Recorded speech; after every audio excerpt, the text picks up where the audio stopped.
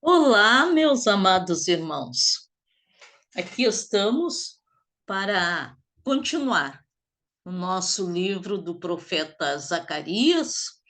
Nós já estudamos do capítulo 1º até o 6º, as visões ali que Zacarias teve, e hoje nós vamos iniciar aqui no capítulo 7, do versículo 1 ao 7.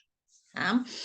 Vamos ver o que o Senhor vai dizer ali para o povo de Israel, que estava cativo, e também o que o Senhor vai falar conosco sobre a sua palavra, porque a palavra do Senhor, ela é viva, né, e eficaz, ela penetra em nossos corações, e ela está aí para nós podermos entender e obedecer ao Senhor. Nesse primeiro capítulo, nos fala, no capítulo 7, o primeiro versículo, nos fala quem era o rei naquela época, tá? Então diz assim, ó, no 4º ano do rei Dario, então era ele que estava ali governando, né? Veio a palavra do Senhor a Zacarias no dia 4º do 9º mês, que é Quisleu. Isso aqui seria 7 de dezembro do ano de 518 antes de Cristo. O profeta recebeu esta mensagem 2 anos depois de ter tido todas aquelas visões que nós já estudamos.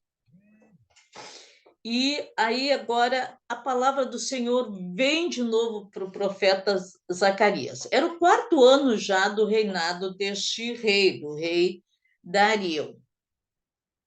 Então, no versículo 2, nos fala que uma comitiva foi falar com Zacarias, lá com o sacerdote, lá no templo, tudo mais, com uma indagação. E eles, então, chegam e dizem assim, de Betel foram enviados Sarezer e Regimeleque e seus homens, para suplicarem o favor do Senhor. E perguntaram aos sacerdotes que estavam na casa do Senhor dos Exércitos e aos profetas: continuaremos nós ainda a chorar com jejum no 5º mês, como temos feito por tantos anos? Eles jejuavam já há praticamente 70 anos, desde que foram levados cativos para a Babilônia.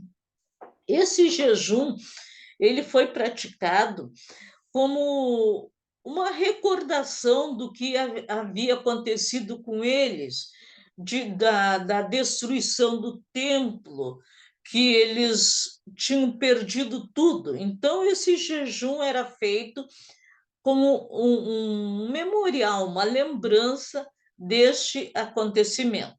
No versículo, quando fala assim, para perguntar ao sacerdote que estava na casa do Senhor dos Exércitos, a casa do Senhor era o templo ali de Jerusalém. Foi uma época que nós já estudamos os profetas menores anteriores, que eles estavam reconstruindo o templo e Jerusalém, levantando os muros, com muitas dificuldades, como nós já vimos em alguns estudos anteriores. Eles não apenas jejuavam, diz ali no versículo, mas eles choravam neste dia quando faziam este jejum. Então, eles estavam preocupados realmente se eles deveriam ainda de continuar jejuando, porque agora eles viam que o templo já estava sendo construído, de repente não precisava mais fazer esse jejum. muitos já tinham voltado. Então, por que continuar jejuando, né? Esses homens vieram de Betel, que Betel é mais ou menos uns 20 quilômetros ali de Jerusalém. E eles caminharam esta distância para irem até Jerusalém e perguntar aos sacerdotes o que eles deveriam de fazer. Mais de 200 judeus dessa cidade voltaram lá da Babilônia, porque o rei, depois dos 70 anos de cativeiro, lá, o próximo rei deu liberdade para eles poderem voltar para Jerusalém e reedificar o templo, a cidade, os muros. Tudo isso nós também já passamos nos vídeos anteriores, né? E em 538, então, vieram esses judeus para ali, Betel.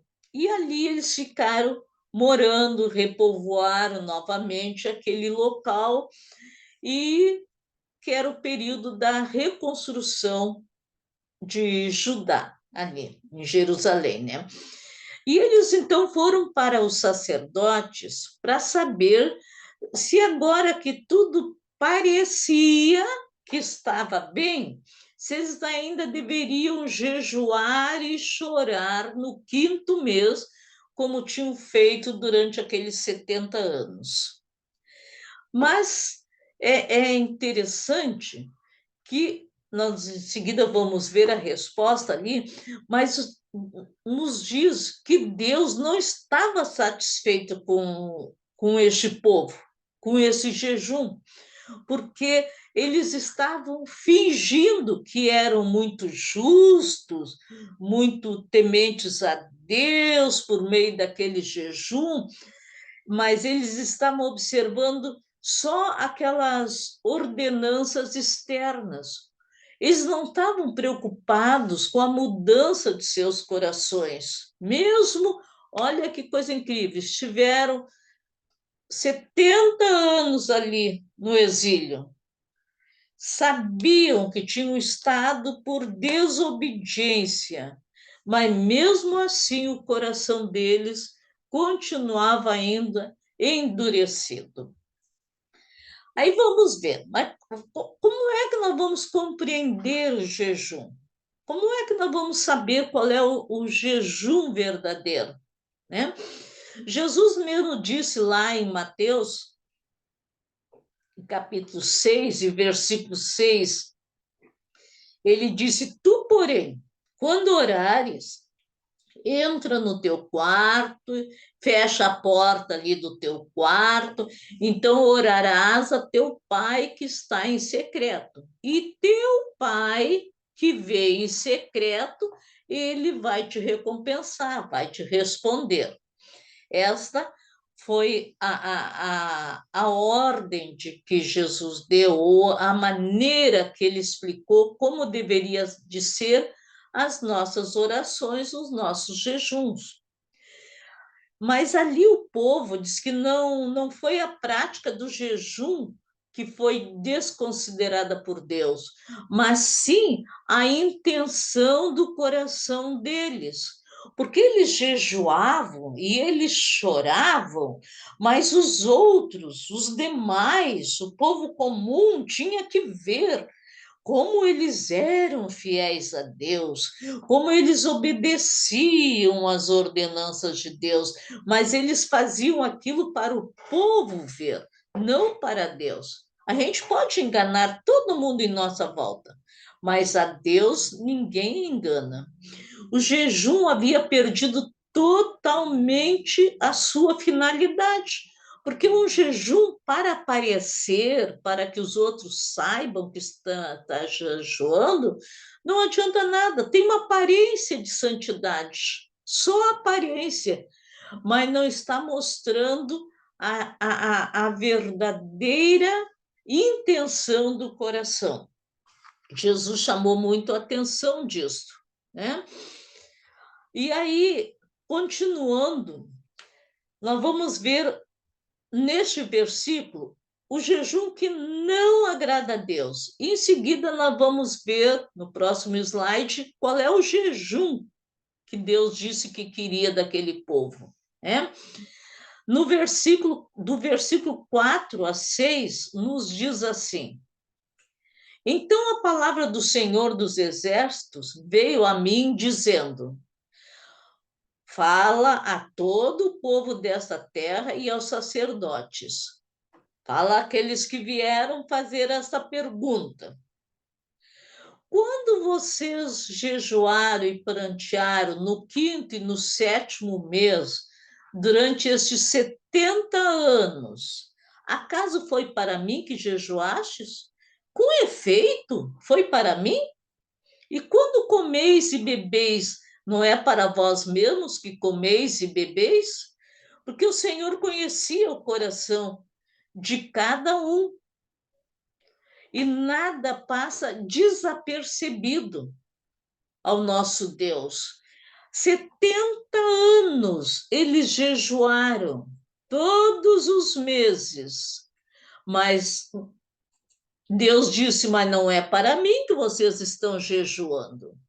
Deus confronta o povo e os sacerdotes também, porque os sacerdotes eles tinham a obrigação de terem ensinado o povo o verdadeiro jejum que agradaria a Deus, mas eles assim não fizeram. Inclusive, eles também jejuavam, mas tudo de uma maneira superficial, por motivos egoístas. Aí então a palavra do Senhor veio a Zacarias. E agora, do versículo 8 até o versículo 10, que vocês podem ler ali na palavra de Deus, Deus vai mostrar qual é o verdadeiro jejum, qual é o jejum que agrada a ele. Então, a palavra do Senhor veio a Zacarias dizendo: Agora eu vou colocar um adendo meu aqui. Quando o verdadeiro jejum é executai juízo verdadeiro, está lá no versículo 8, tá? Do 8 em diante. Mostrai bondade e misericórdia cada um a seu irmão. Não oprimais a viúva, nem o órfão, nem o estrangeiro, nem o pobre. Não intente cada um em seu coração o mal contra o seu próximo. Isto que agradava a Deus. É isto que Deus queria que aqueles homens, que o povo, que os sacerdotes fizessem. Mas eles jejuavam com aquela aparência de muita humildade, mas ao mesmo tempo eles oprimiam os órfãos, as viúvas, os estrangeiros, eles intentavam mal contra os outros, o suborno. Nós vimos que o juízo deles não era verdadeiro, eles eram corrompidos para dar as sentenças. E tudo isto desagradava a Deus, não adiantava o jejum. Assim como para nós hoje, não adianta estar jejuando, orando dia e noite, mas ao mesmo tempo as nossas intenções serem de prejudicar o próximo. Não, não. Quem tem realmente Jesus no seu coração, quem obedece a Deus, ele tem prazer em ajudar aos seus irmãos. E aqui, então, a gente vê o que Deus está explicando. E o Senhor vai mais além, porque aquele povo, coisa impressionante, meus amados irmãos, eles não queriam ouvir a voz de Deus. Olha no versículo 11 o que está escrito. Eles, porém, não quiseram atender e rebeldes me deram as costas e taparam seus ouvidos para que não ouvissem a palavra do Senhor. Coisa terrível uma coisa dessas. Hoje em dia também Multidões e multidões de pessoas tapam seus ouvidos porque não querem ouvir a mensagem da salvação, não querem ouvir o que Deus deseja para as vidas. Eles querem continuar na sua vida de pecado. Isso lhes agrada. Então, a gente pode ver que há recompensa para aqueles que ouvem a palavra do Senhor e as praticam, mas também há consequências, e consequências ruins para aqueles que não querem ouvir a voz de Deus. Coisa horrível é a pessoa tapar os seus ouvidos e não aceitar a mensagem do Senhor. E aí, olha o que diz no versículo seguinte, o versículo 13. Aí Deus diz assim: visto que eu clamei e eles não me ouviram, eles também vão clamar, mas eu não vou ouvir, diz o Senhor dos Exércitos. Não há coisa pior do que não ouvir a voz de Deus. Não há coisa pior.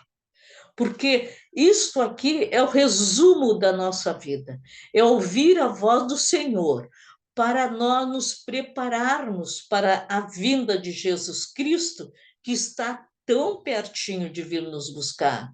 Mas aqueles que têm tapado seus ouvidos não vão ouvir o som da trombeta soar e vão ficar aqui neste mundo, nesta terra, e vão passar pela grande tribulação. Que o Senhor nos desperte, né? Nos desperte, fale conosco para que possamos estar prontos. Aí o Senhor ainda continua falando que aquelas pessoas tinham um coração endurecido. Nós sabemos hoje também quantas pessoas que estão com seus corações endurecidos. No o versículo 12 deste capítulo 7 diz assim: sim, fizeram seu coração duro como diamante, para que não ouvissem a lei, nem as palavras que o Senhor dos Exércitos enviara pelo seu Espírito, mediante os profetas que nos precederam.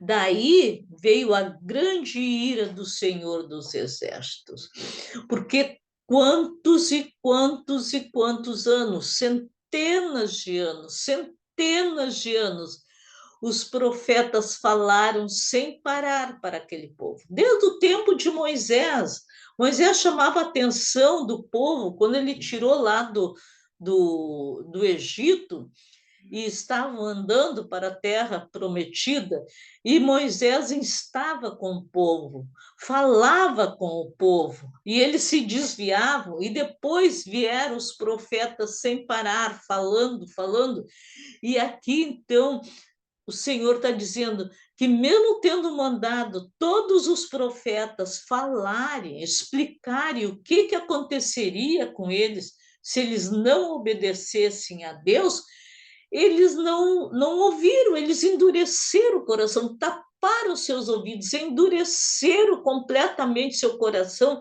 e não quiseram entender. A mesma coisa acontece em nossos dias. Quantos que já experimentaram a bondade de Deus? Quantos que até já foram batizados nas águas, até batizados no Espírito Santo? E se deixaram enredar pelas coisas deste mundo e abandonaram o Senhor.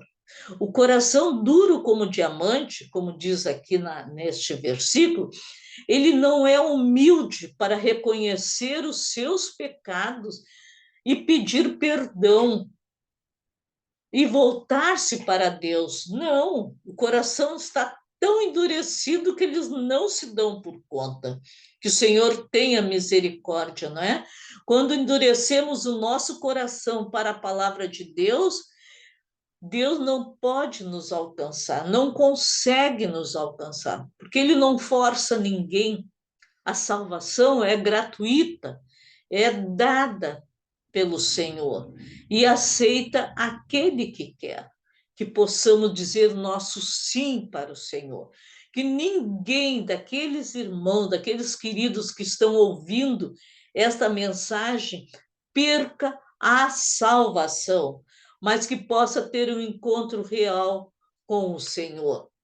E tudo isto que aconteceu com este povo, principalmente aqui nesse cativeiro de 70 anos, foi tudo por causa da desobediência à palavra de Deus. Olha como é sério nós obedecermos à palavra do Senhor. Espalhei-os, no versículo 14 diz, espalhei-os como um turbilhão por entre todas as nações que eles não conheceram, e a terra foi assolada atrás deles, de sorte que ninguém passava por ela, nem voltava, porque da terra desejável fizeram uma desolação. Quando o povo foi levado para a Babilônia, quando o templo foi destruído, a cidade foi destruída, tudo por causa da desobediência do povo. Aquela terra ficou destruída, desolada, ninguém passava por aquela terra, porque ali quem olhasse via o castigo que aquele povo tinha recebido por ter desobedecido ao seu Deus. Mas o nosso Deus é tão misericordioso. Mesmo com tudo isso que veio para aquele povo, e por tantas e tantas vezes que o povo desobedeceu ao Senhor, que foi castigado, mas depois o Senhor, como um pai amoroso, voltava sempre e recebia de volta aos seus filhos. E nós vamos ver no próximo vídeo, na próxima semana, se Deus quiser, eu já vou colocar, a restauração de Israel. Passaram por tudo aquilo, mas Israel foi restaurado. Graças a Deus. E o Senhor está sempre com os braços abertos para receber a cada um, mesmo que tenha pecado, abandonou ao Senhor, não deveria jamais ter abandonado, mas aconteceu. Te arrepende, volta. E o Senhor recebe de braços abertos. Que Deus abençoe a cada um de nós, a cada um dos amados irmãos, que nós possamos estar na presença do Senhor. Então, até o nosso próximo encontro. Em nome de Jesus, se Deus quiser. Amém.